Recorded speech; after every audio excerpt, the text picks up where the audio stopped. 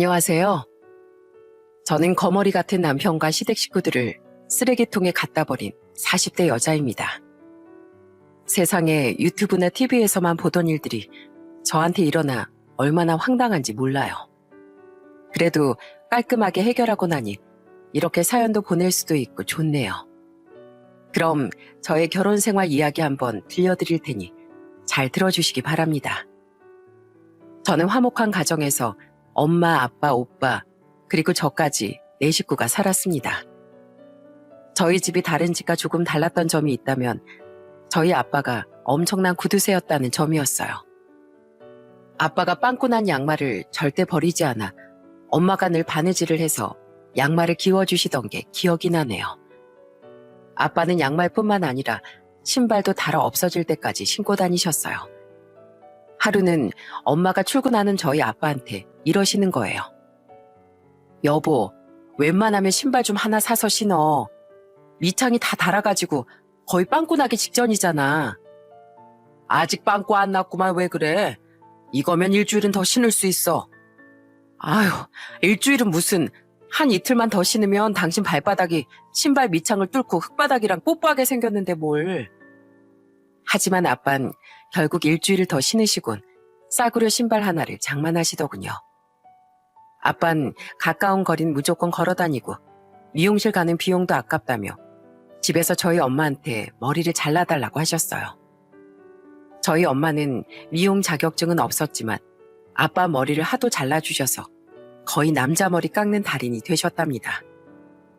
저희 아빠는 워낙 꼼꼼하신 성격이라 중요한 걸 항상 공책에 메모하곤 하셨어요. 그런데 어느 날 제가 궁금해서 아빠의 공책을 열어봤다가 깜짝 놀라고 말았습니다. 공책의 흰 부분이 거의 안 보일 정도로 빽빽하게 글자가 써 있었거든요. 저는 당시 어린 마음에 아빠가 공책이 없어서 그러시는 줄 알고 제가 갖고 있던 새 공책을 아빠한테 드렸어요. 아빠, 제 거 공책 하나 남는 거 있으니까 지금 쓰는 공책은 버리고 새 거 쓰세요. 뭐? 이거 아직 더 쓸 수 있는데 왜 갖다 버려? 이거 봐라. 여기 귀퉁이에 빈칸이 남아있지 않니? 정 빈칸이 없으면 달력이라도 뜯어서 쓰면 되지 뭐. 옛날에 많이 쓰던 커다란 벽걸이 달력 아시죠? 저희 아빠는 한 달 한 달 지날 때마다 그 달력을 뜯어서 손바닥만하게 잘라 메모장으로 사용하셨어요. 가끔은 저도 아빠가 만든 그 메모장에 그림을 그리곤 했는데 그게 그렇게 재밌더라고요. 그런데 아빠가 워낙 구두쇠다 보니 저랑 오빠한테도 항상 아끼고 살라고 가르쳐 주셨어요. 특히 밥 먹다가 밥을 한 개라도 남기면 아빠한테 혼나곤 했죠. 너희 아빠가 밥을 남기지 말고 싹싹 긁어서 먹으라고 했지? 너희가 조금씩 남기는 밥이 다 모이면 얼마나 많은 줄 알아? 그 말에 저와 오빠는 밥그릇을 숟가락으로 싹싹 긁어서 먹곤 했답니다. 어릴 땐 몰랐는데 알고 보니까 저희 아빠가 그렇게 구두쇠가 된 이유가 따로 있었더라고요.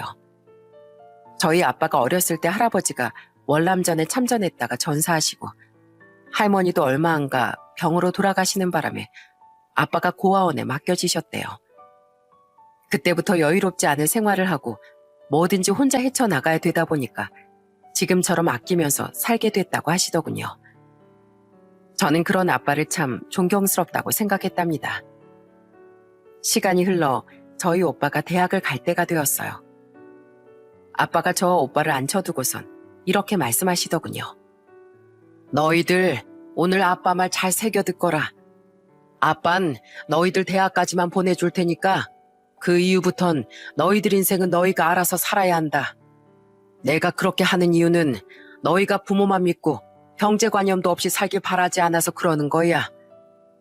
그러니까 섭섭하게 생각하지 말고 항상 알뜰하고 성실하게 살길 바란다.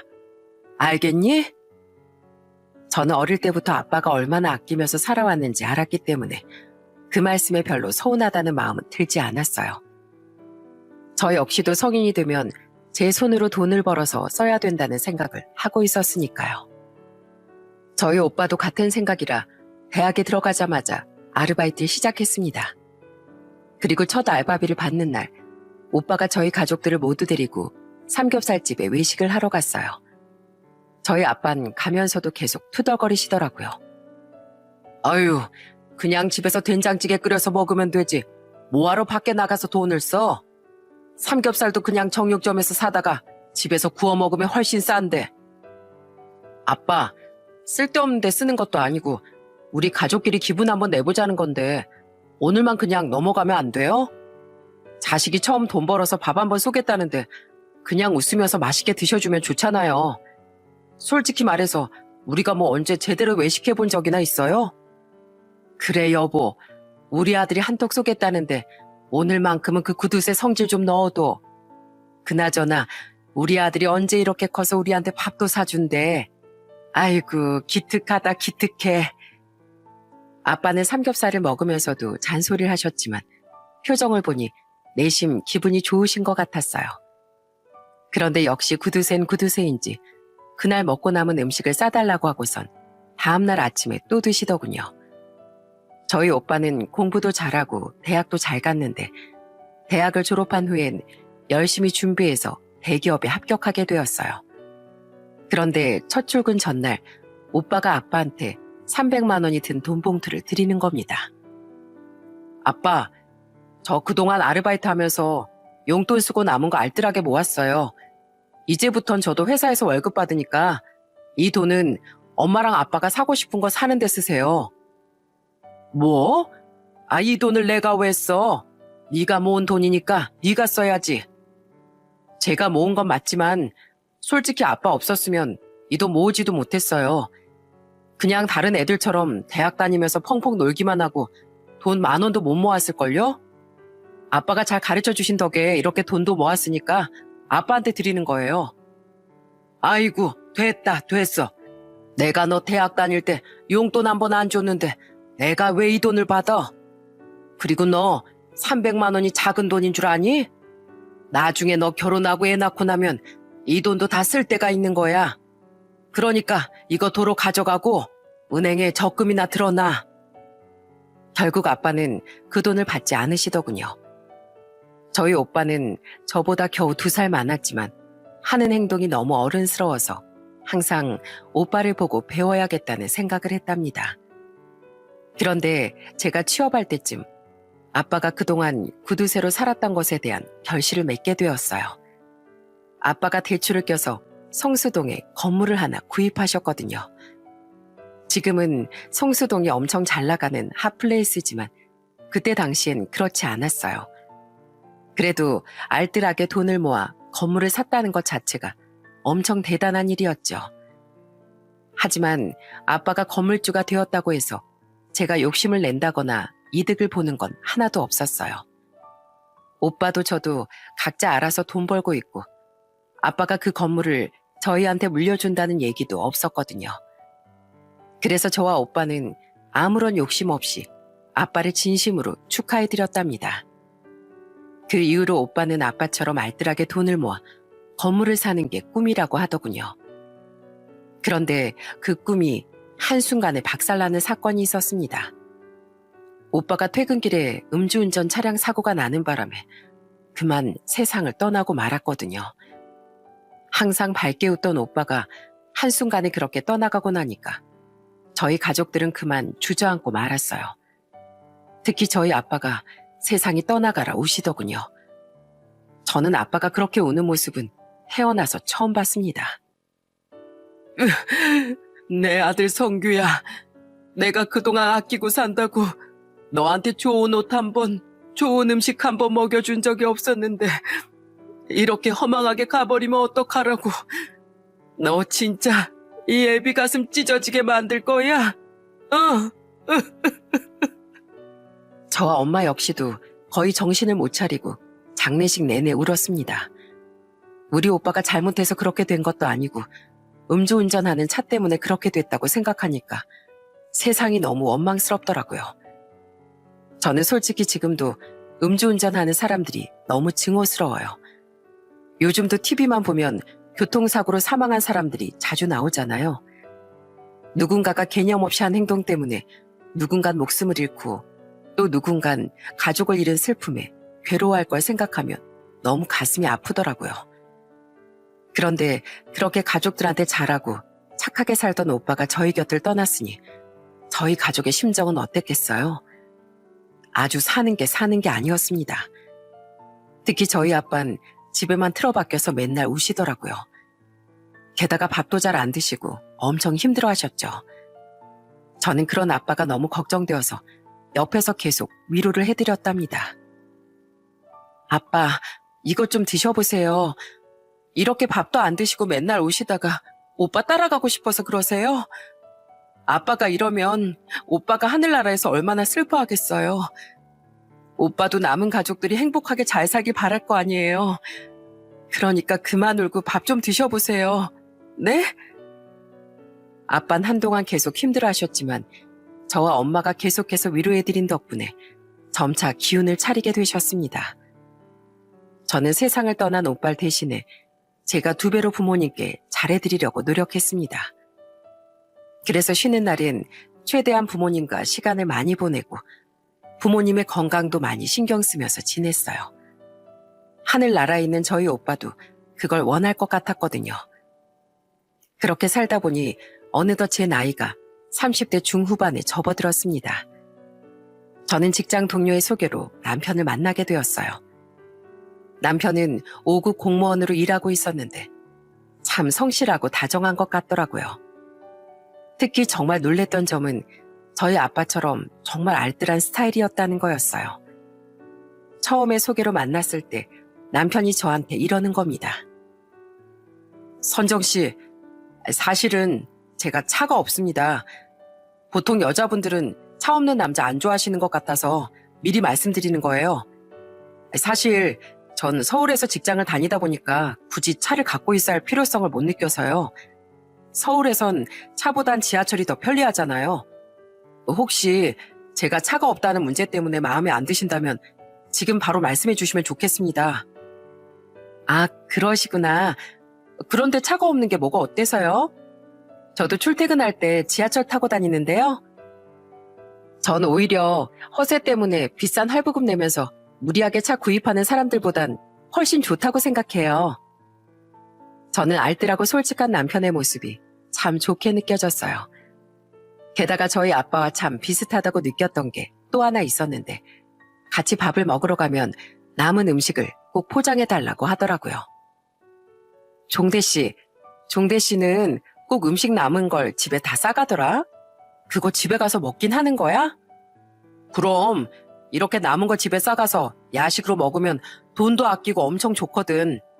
내 친구들은 구질구질하다고들 하는데 이렇게 한 푼 두 푼 아낀 게 나중에 다 큰돈 되는 거야. 저는 아빠를 늘 존경하며 살았기 때문에 아빠와 비슷한 남편과 결혼을 결심하게 되었습니다. 그래서 결혼 약속 후 예비 시댁에 인사를 드리러 갔는데 가보고 깜짝 놀라고 말았어요. 4남매 중 예비 신우인 일찍 결혼해서 따로 살았고 예비 시부모님과 남편 그리고 예비 시동생 2명까지 총 5명이 25평짜리 집에서 살고 있더라고요. 시댁이 형편이 안 좋다는 건 알았는데 다 큰 성인 5명이 북적거리며 살고 있는 걸 보고 적잖게 놀랐습니다. 거기서 예비 시부모님과 함께 식사를 하고 있는데 예비 시모가 남편 칭찬을 많이 하시더라고요. 사실 우리 종대가 그동안 장남 노릇하느라 고생 많이 했거든. 대학생 때부터 아르바이트해서 동생들 용돈도 주고 공무원 합격한 이후에도 월급으로 생활비 보태주느라 모은 돈이 많이 없어서 내가 어찌나 미안했는지. 그런데 아가씨가 그런 것도 다 이해해주니까 애미로서 얼마나 고마운지 몰라요.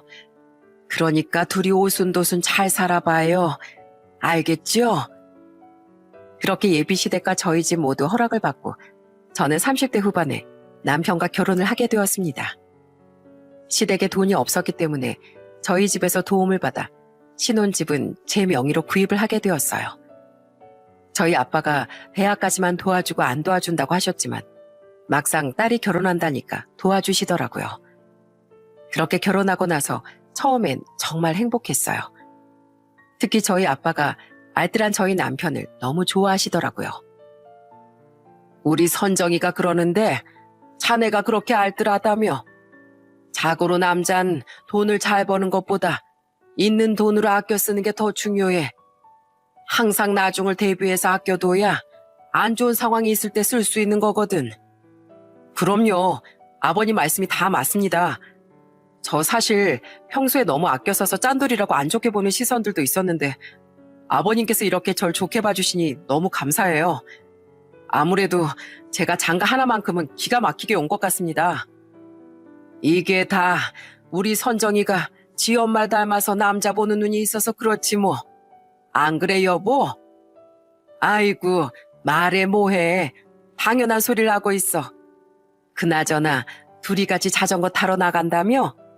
이왕 나갔다 오는 김에 이서방이랑 같이 커피라도 한 잔 사 먹고 오지 그래.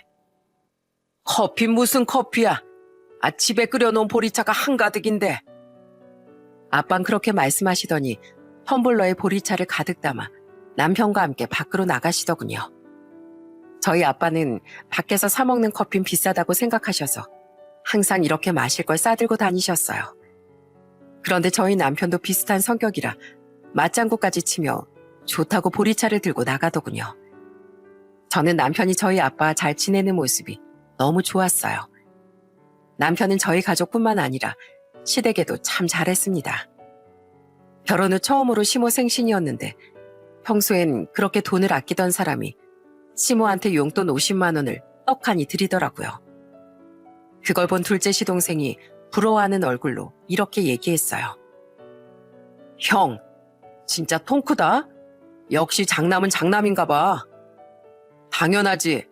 우리 엄마 아빠가 우리 위해서 얼마나 고생하셨는데 장남인 내가 이 정도는 당연히 해드려야 되지 않겠어? 그러자 시모도 좋아하면서 이렇게 말씀하시더군요. 역시 우리 장남이 최고다. 내가 이러니 어디 가서 자식 자랑 안 할 수가 있어야지. 공부 열심히 해서 5급 공무원에도 합격해. 열심히 직장 다녀서 부모한테도 이렇게 잘해. 게다가 이런 참한 색시까지 데려와서 결혼했으니 얼마나 좋니. 저는 아낄 땐 아끼고 또 쓸 땐 쓰는 남편의 모습이 정말 좋아 보였어요. 가족들에게 쓰는 돈을 아끼지 않는 사람이니 남편으로서도 그리고 아빠로서도 좋은 사람이 될 거라고 생각했죠. 게다가 남편은 시댁 일이라면 뭐든지 두 손 들고 나서는 성격이었어요. 시댁집이 워낙 낡아서 이것저것 자잘하게 고칠 게 많았는데 다 자기 돈으로 고쳐주더라고요. 엄마, 변기물이 잘 안 내려간다고요? 아이고, 내가 보니까 레버가 고장났네. 웬만하면 내가 고쳐보겠는데 안쪽에 들여다보니까 부품이 다 사가가지고 안 되겠어요. 너무 낡았으니까 이참에 그냥 제가 변기 새로 바꿔드릴게요. 저는 그때까지만 해도 제가 결혼을 참 잘했다는 생각이 들었습니다. 그런데 워낙 짠돌이인 사람이라 그런지 돈 앞에선 사람이 변하기도 하더군요. 제가 결혼한 지 1년쯤 됐을 때였어요. 남편이랑 같이 친정에 갔는데 저희 아빠가 공책에 뭘 쓰면서 계산기를 막 두드리고 계시는 겁니다.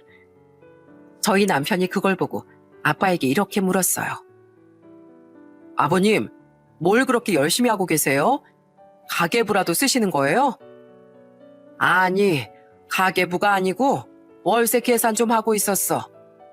이번에 내 건물에서 나가는 세입자가 있는데 월세가 몇 달 밀려있는 상태라서 보증금에서 까야 되거든. 네? 세입자요? 아버님 건물도 가지고 계셨어요? 남편은 저희 아빠가 건물을 가지고 있다는 말에 깜짝 놀라더군요. 사실 저희 아빠가 갖고 있던 그 건물이 가격이 엄청 많이 올라 시세가 70억 가까이 됐었는데 제가 굳이 말할 필요 없다고 생각해서 남편한테 말하지 않았었거든요. 어차피 그건 저희 아빠 재산이고 제 재산이 아니니까요. 저희 부모님도 어디 가서 자랑하고 그러는 분들은 아니어서 상견례 때도 그냥 건물 관리 일을 한다고 하셨는데 당연히 제가 남편한테 말했을 줄 아셨나 봐요. 우리 선정이한테 못 들었나? 내가 성수동에 건물 하나를 가지고 있는데. 뭐라고요? 성수동이면 요즘에 엄청 핫한 곳이잖아요. 그럼 건물 시세도 장난 아니겠네요. 뭐 그거야 그렇긴 한데 팔기 전까진 내 돈도 아니지 뭐. 말도 안 돼. 아버님 건물 관리 일 하신다면서요. 저번에 저한테 그렇게 말씀하셨잖아요. 그래, 건물 관리하는 거 맞지? 내 건물이니까 가서 청소도 하고 보수할 거 있으면 보수도 하고 그러거든. 남편은 얼마나 놀랐는지 한동안 입을 다물지 못하더군요. 그날 집에 돌아온 남편은 저한테 이렇게 묻더라고요. 여보, 아버님이 성수동에 건물 가지고 계시다는 거 나한테 왜 얘기 안 했어? 난 아버님이 그냥 은퇴하고 건물 청소일 하시는 줄 알았단 말이야. 아, 굳이 얘기할 필요 없다고 생각해서 그랬지. 어차피 아빠 재산인데 뭘. 그렇다고 해서 그 월세 수익을 내가 받는 것도 아니고 내가 그 건물에서 장사를 하는 것도 아니잖아. 그런데 저희 아빠가 비싼 건물을 소유하고 있다는 걸 알게 된 이후 남편의 행동이 눈에 띄게 달라지기 시작했습니다. 원래도 저희 부모님한테 잘하긴 했는데 심하다 싶을 정도로 이것저것 갖다 바치기 시작하는 거예요. 아버님, 이거 제가 속옷 매장 가서 사온 메리아스예요. 맨날 집에서 다 떨어진 메리아스만 입으시길래 새 걸로 좀 입으시라고요. 이게 엄청 시원한 원단이라 여름에 입기 딱 좋대요. 뭐? 아, 이런 거 쓸데없이 뭐하러 사와. 아직 내가 입고 있는 것도 멀쩡하구만. 딱 보니 특수 원단이라고 비싼 돈 주고 산 것 같은데 나 이런 거 필요 없어. 집에서만 입는 옷인데 뭐하러 이렇게 비싼 걸 입어. 아빤 필요 없다면서 남편더러 환불하라고 하시더군요. 그런데 남편은 거기서 멈추지 않고 이번엔 또 이러는 거예요. 아버님, 오늘 저랑 자전거 매장 가요. 아버님이 타시는 자전거 보니까 안장도 불편하고 너무 낡아서 삐걱거리더라고요. 자전거도 좋은 걸 타야 관절에 무리 안 가고 좋은 거예요. 제가 자전거 좋은 걸로 한 대 사드릴 테니까 얼른 가세요. 뭐라고? 아이 10년 동안 잘만 타고 있구만. 돈 아깝게 자전거를 뭐하러 새로 사? 좀 삐걱거리면 기름칠이나 좀 하면 되지. 다 망가져서 부서진 것도 아니구만. 새로 사는 건 돈 낭비야, 돈 낭비. 심지어는 비싼 골프채까지 사와선 아빠한테 선물이라고 드리더군요. 저희 아빠는 남편이 자꾸 선물을 사올 때마다 돈 낭비하지 말라고 한마디씩 하셨는데 골프채를 사온 걸 보고서는 완전히 폭발하고 마셨습니다. 자네 지금 이게 뭐 하는 짓인가? 내가 언제 골프 치는 거 본 적이 있나? 나 골프의 골자도 모르는 사람이야. 그런데 한두 푼도 아니고 이런 비싼 골프채를 뭐하러 사와? 아니, 보니까 아버님처럼 건물주나 돈 있으신 분들은 다들 골프를 치러 다닌다고 하더라고요. 아버님도 성수동에 비싼 건물 가지고 있는 건물주신데 품격에 맞게 이 정도는 하셔야죠. 그래서 저도 같이 골프 좀 배우고 싶어서 큰맘 먹고 사온 거란 말이에요. 품격은 무슨? 자네 지금 돈이 썩어나나? 나중에 태어날 자식을 위해서 한 푼이라도 아낄 생각을 해야지. 왜 이런 데다가 돈을 쏟아붓냔 말이야. 자네 알뜰한 사람인 줄 알았는데 이렇게 사치 부리는 사람이었나? 나 이거 필요 없으니까 당장 가서 반품해 오게. 그리고 앞으로 이런 거 절대 사오지 마. 이럴 돈 있으면 저축할 생각이나 해. 알았어? 결국 남편은 골프채를 반품하고 한동안 시무룩해 있더군요. 저는 하지 말라는데 계속하는 남편 이해되지 않아 이렇게 물어봤어요. 여보, 요즘에 도대체 왜 그래? 아빠가 싫다는데 왜 자꾸 선물 공세를 펼치냐고. 꼭 하지 말라는 짓을 해서 욕을 먹어야겠어? 아니, 아버님이 워낙에 능력이고 돈도 많으시니까 거기에 맞춰서 생활하시라고 그러는 거지. 돈도 많은데 아껴 쓰기만 하면 구질구질하다는 얘기 듣잖아. 도대체 누가 그런 얘기를 하는데? 우리 아빠 돈 있어도 평생 아껴 쓰면서 사시던 분이야. 그런 분이 당신이 선물이랍시고 비싼 물건을 흥청망청 사오는 걸 좋아하시겠어? 그러니까 다음부턴 그냥 예전처럼 해. 예전에 우리 아빠랑 쿵짝이 그렇게 잘 맞아놓고 갑자기 왜 이러는 거야? 그때까지만 해도 문제가 크다는 생각은 하지 못했어요. 그런데 남편뿐만 아니라 시댁 식구들까지 한순간에 태도가 변하니 정말 황당하더라고요. 남편이 저희 아빠가 건물주라는 걸 시댁에 얘기했는지 그때부터 시댁 식구들이 저한테 거머리처럼 달라붙기 시작하는 거예요. 하루는 시댁에 갔는데 시부가 다리를 손으로 주무르면서 이렇게 말하더군요. 아이고, 요즘에 나이가 들어서 그런지 다리가 너무 쑤시네. 다른 집 며느리들은 시아버지가 다리 아프다고 하면 자동차도 턱하니 사준다는데 난 언제 며느리 덕을 보나. 예전엔 저보고 참아 며느리라며 칭찬하고 둘이 오순도순 잘 살라고만 말씀하시던 시부가 갑자기 저런 말을 하니까 너무 어이가 없더군요. 그런데 그때 옆에 있던 시누이가 시부한테 한마디를 하더라고요. 아빠, 지금 설마 세연이한테 눈치 주는 거야? 참나, 아빠가 차가 왜 필요해? 맨날 집 앞에만 왔다 갔다 하면서. 그리고 차가 정 필요하면 아빠가 중고 매장이라도 가서 싼 거 사서 타면 되지. 왜 세연이한테 사달라고 눈치를 주는데? 아니, 내가 언제 눈치를 줬다고 그래? 그냥 내 주변 사람들은 며느리가 차도 사줬다고 그냥 얘기한 거지. 그냥 얘기하긴. 세연이네 집이 잘 사는 것 같으니까 괜히 욕심내는 거잖아, 지금. 아빠 속이 지금 훤하게 다 보이거든? 새언니, 우리 아빠 말 신경 쓰지 마요. 우리 집이 워낙에 옛날부터 가난하게 살아서 부잣집만 보면 부러워하거든요. 그 집안에서 정상인 사람은 시누이밖에 없는 것 같았습니다. 시모도 저를 볼 때마다 자꾸 눈치를 줬거든요. 예, 네가 보기에 내 목이랑 손목이 좀 허전하지 않니? 내 친구 미순이 보니까 온몸에 금목걸이에 금팔찌에 금반지까지 휘황찬란하게 두르고 다니던데. 아휴, 내가 거울을 볼 때마다 아무것도 없어서 너무 초라한 것 같다. 나도 두꺼운 금팔찌 하나 차고 다니면 딱 좋을 텐데. 금팔찌요? 필요하시면 어머님이 하나 사시면 되죠. 그런데 요새 금값이 비싸던데 굳이 그런 걸 차고 다닐 필요가 있을까요? 전 오히려 그런 거 치렁치렁 하고 다니는 사람 보면 자랑하는 것 같아서 더 별로던데. 별로라니? 원래 나이 들수록 그런 액세서리 같은 걸 더 하고 다녀야 되는 거야. 그리고 너 눈치가 없어도 너무 없는 거 아니냐? 내가 뭐 이걸 내 돈으로 사려고 너한테 말한 줄 알아? 며느리가 됐으면 센스 있게 먼저 하나 사줄 줄도 알아야지. 내가 구질구질하게 이렇게 내 입으로 말해야겠어? 아, 그런 거였어요? 그런데 요즘엔 금값이 비싸서 사드리고 싶어도 못 사드려요. 설마 가느다란 실팔찌를 원하시는 건 아닐 거 아니에요. 저 월급 많지 않은 거 어머님도 잘 아시잖아요. 저는 없는 형편에 저한테 비싼 금팔찌를 사달라고 하시는 시모가 너무 황당했어요. 예전엔 그런 말씀 한 번도 하신 적이 없었는데 저희 아빠가 건물주라는 걸 알고 나서부터 갑자기 이러시는 걸 보니 저한테 뭐 하나라도 얻어내고 싶어서 그러는 게 뻔히 보이더라고요. 그런데 시부모님뿐 아니라 시동생들까지 저한테 뭐라도 뜯어내려고 아주 난리를 치더군요.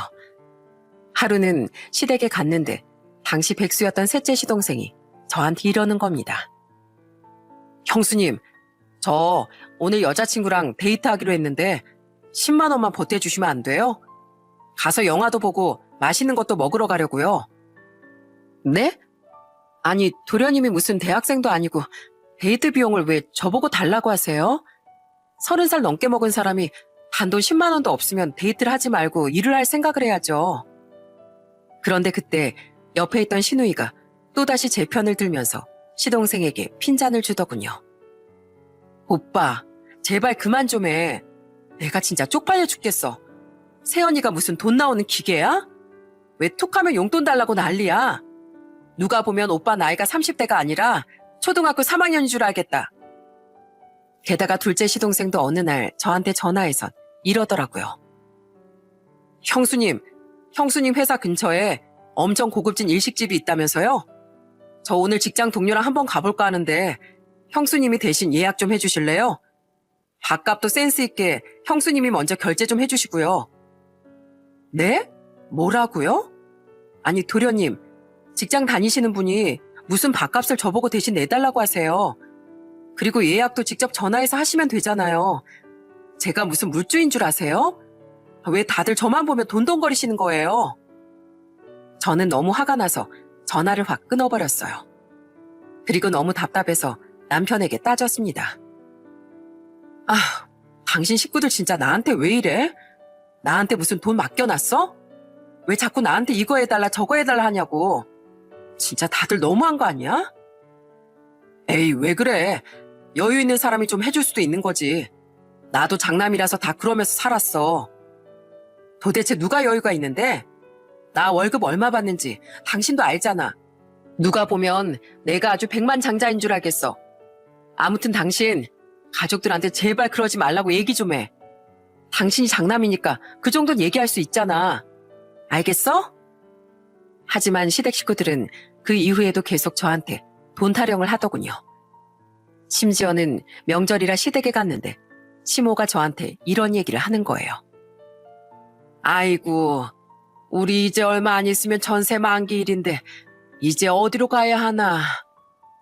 그런데 그때 옆에 있던 셋째 시동생이 이러더군요. 엄마, 뭘 그런 걸 걱정하고 그래. 형수님이 집 하나 해주시겠지 뭐. 형수님네 집에 돈 엄청 많잖아.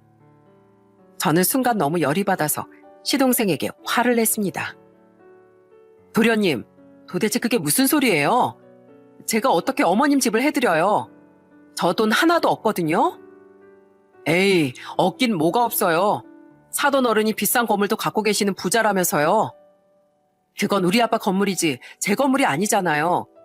제가 그 건물에서 월세 받는 것도 아니고 그 건물에 지분이 있는 것도 아닌데 왜 자꾸 저한테 이거 해달라 저거 해달라 하시냐고요. 우리 아빠가 건물을 가지고 있든 말든 저하고는 아무 상관도 없으니까 제발 그런 얘기 좀 하지 마세요. 아시겠어요? 시댁 식구들이 이렇게 남의 재산에 욕심내는 사람인 걸 몰랐는데 자꾸 저한테 이것저것 욕을 하니까 스트레스가 이만저만이 아니었습니다.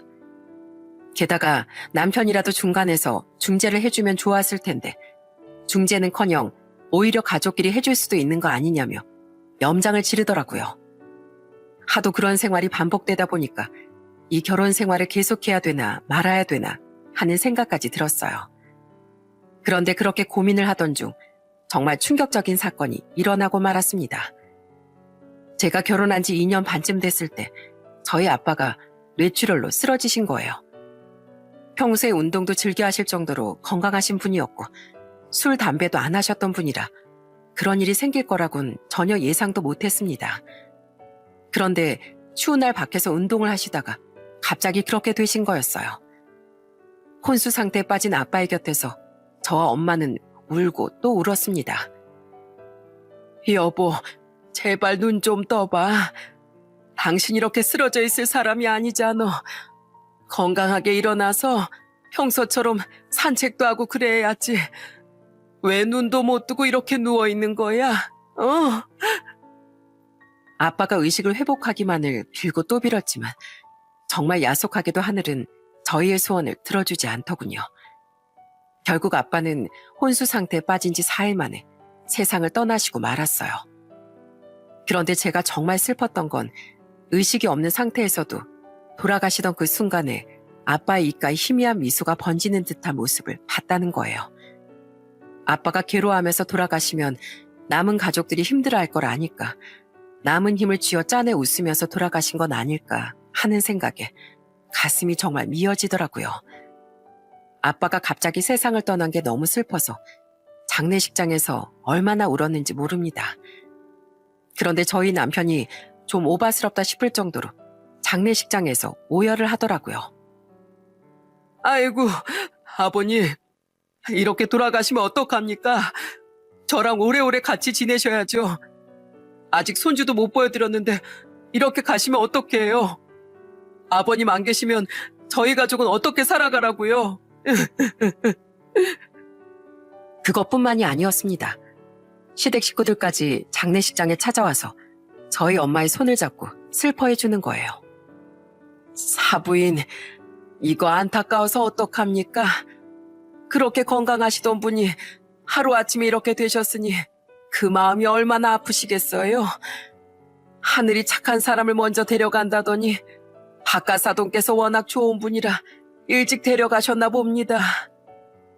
시동생들마저도 저한테 상심이 크겠다며 위로를 많이 해주더군요. 솔직히 고맙다기보단 이 사람들이 갑자기 왜 이러지? 하는 생각이 들었어요. 평소에 저희 집에 별로 관심도 없었고 최근엔 저한테 뭘 뜯어먹을까 하는 궁리밖에 안 하던 사람들이라 너무 이상했거든요. 그런데 나중에서야 시댁 식구들이 왜 그랬는지 알게 되었습니다. 장례식이 끝난 지 2주 정도 지났을 때였어요.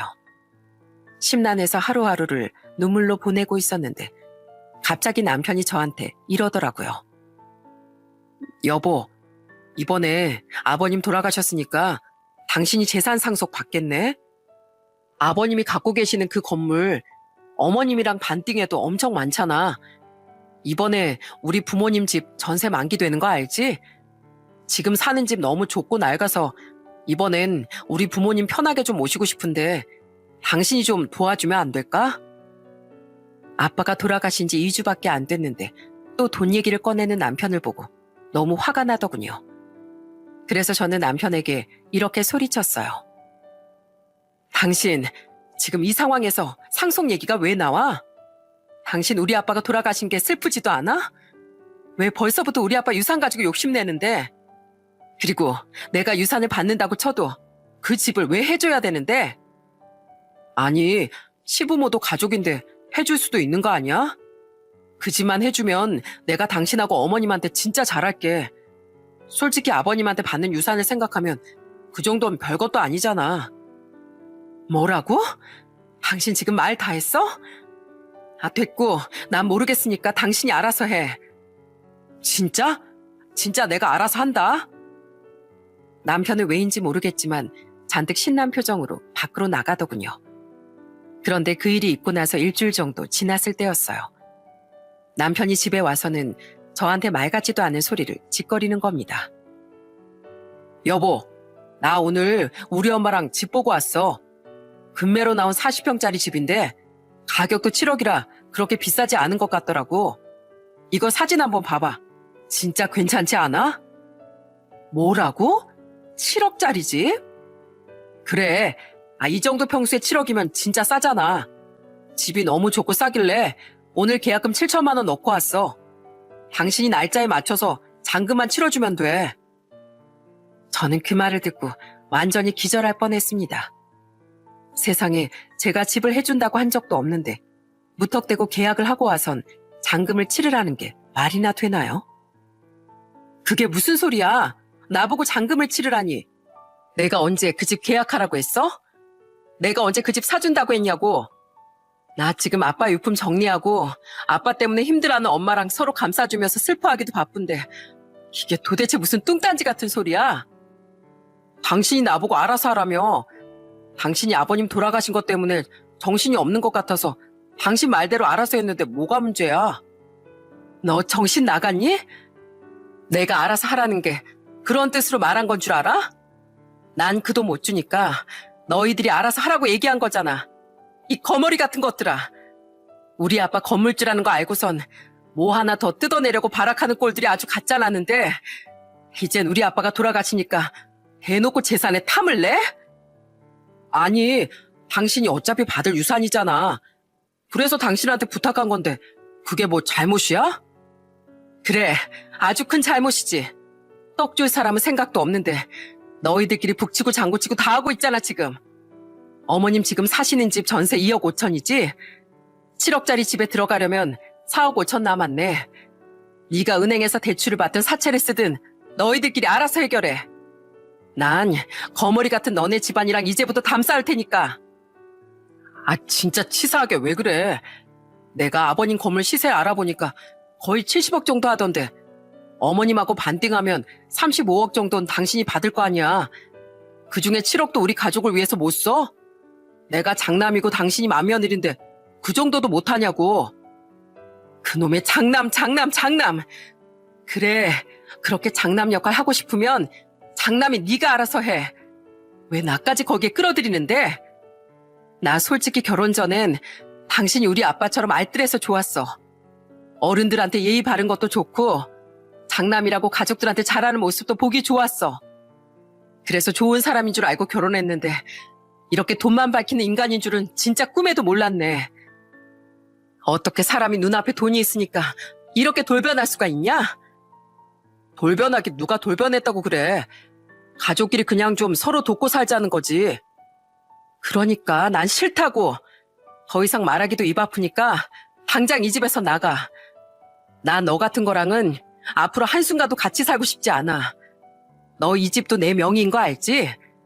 네가 사온 냉장고랑 TV 싹 다 어머님 댁으로 보낼 테니까 다 가져가. 네 건 네가 챙기고 내 건 내가 챙겨서 깔끔하게 갈라서자고. 알겠어? 저는 그렇게 말하고서 남편을 집 밖으로 내쫓아버렸어요. 그리고 집 비밀번호를 바꾸고 친정으로 와버렸습니다. 그리고 남편과 같이 살던 집은 금매로 내놓고 시댁으로 이혼 서류도 보내버렸어요. 저희 엄마도 이 모든 사실을 아시고선 심하게 화를 내시더군요. 어떻게 장인이 돌아가신 지 한 달도 안 돼서 그 시커먼 속을 드러낼 수 있냐면서 저보고 절대 용서하지 말라고 하시더군요. 그런데 제가 이혼 서류를 보내니까 큰일 났다 싶었는지 남편이랑 시모가 저희 친정까지 찾아왔더군요. 시모는 저한테 매달려선 애원을 하기 시작했어요.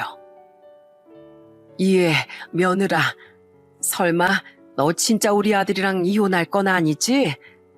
그냥 잠깐 화나서 이러는 거지? 그 7천만 원 나한텐 정말 피 같은 돈이다. 너한텐 그 돈이 얼마 안 될지 몰라도 나한텐 정말 큰 돈이라고. 당연히 네가 해줄 줄 알고 계약금으로 건 건데 이제 그 돈 싹 다 날리게 생겼단 말이야. 그러니까 제발 그 이혼하겠다는 말은 취소해다오. 참나, 제가 왜 그래야 되는데요? 그리고 제가 언제 그 집 계약하라고 했어요? 누가 보면 제가 등 떠밀어서 계약금으로 7천만 원 건 줄 알겠어요. 며느리 돈 한번 뜯어보겠다고 가족들이 단합해서 일을 저질러 놓고 왜 저보고 책임지라고 하세요? 난 당연히 네가 맏며느리니까 해줄 줄 알았지. 그리고 바깥 사돈이 갖고 계시던 건물이 70억이 넘는다며? 솔직히 그 돈이면 평생 먹고 살고도 남는 돈인데 우리한테 그 정도는 해줄 수 있는 거 아니었니? 넌 25평짜리 허름한 집에서 모여 사는 우리가 불쌍하지도 않어? 불쌍하기 뭐가 불쌍해요? 저도 옛날에 다 그러고 살았어요. 그리고 사람은 주제를 알아야 된다는 말 모르세요?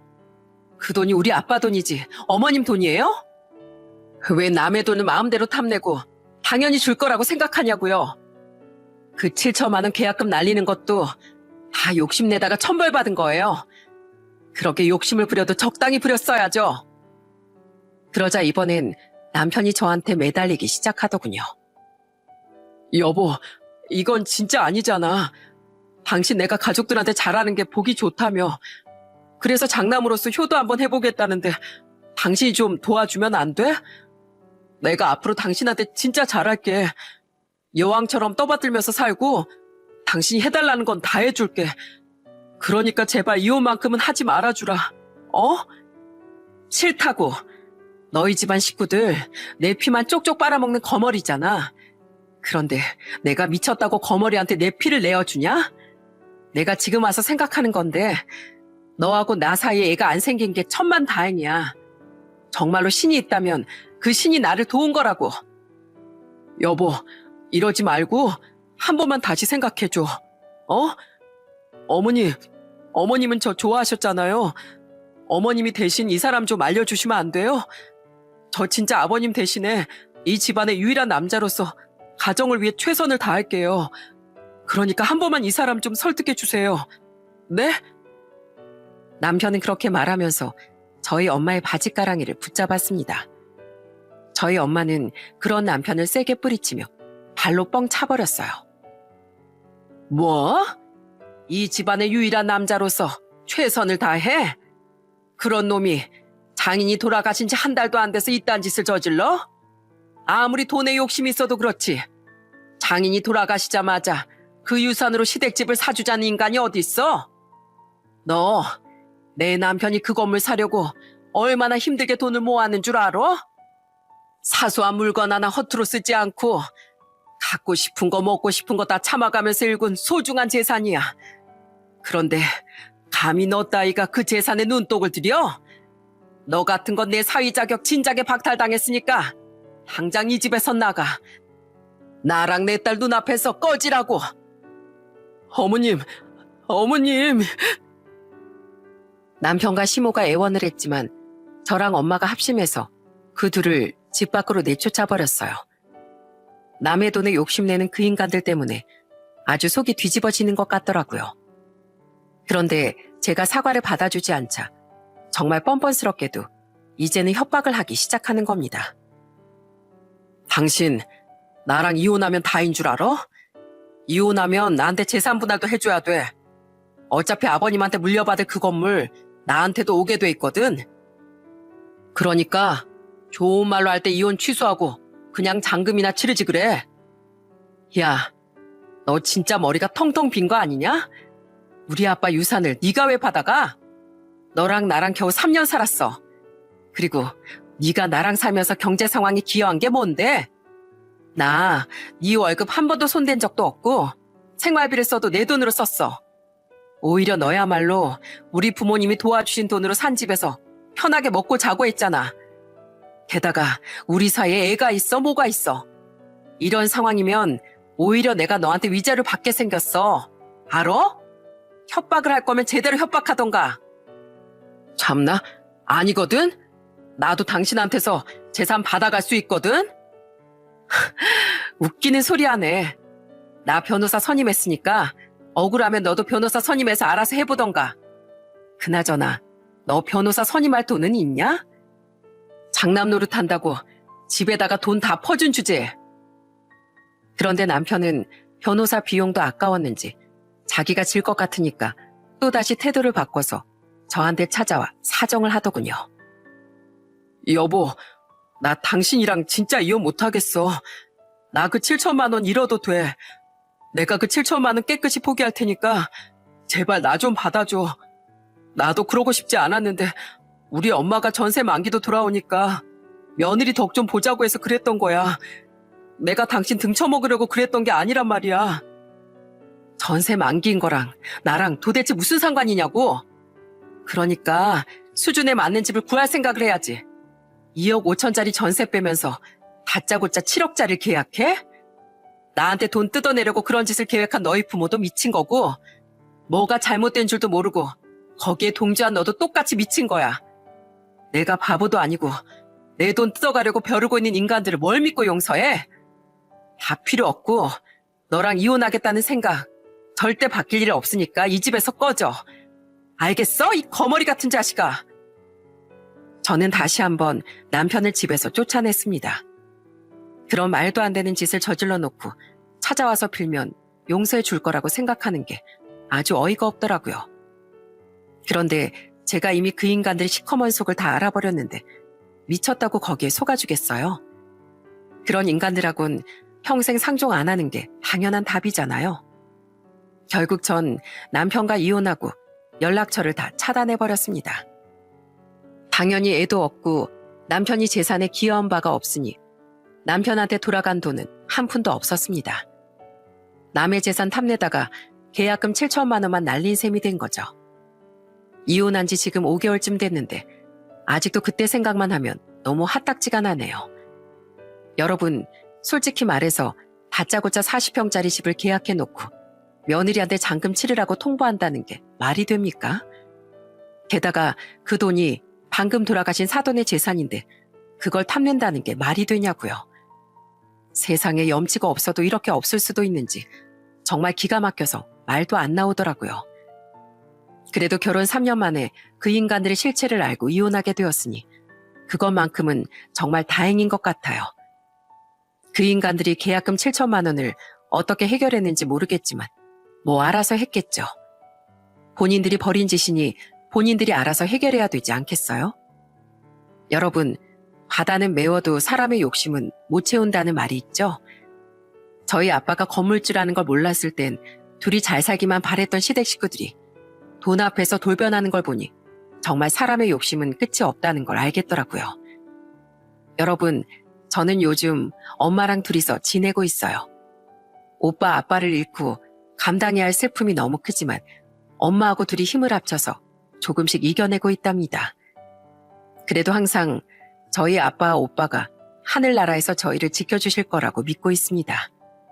여러분, 저는 그럼 이만 이야기를 마쳐보도록 할게요.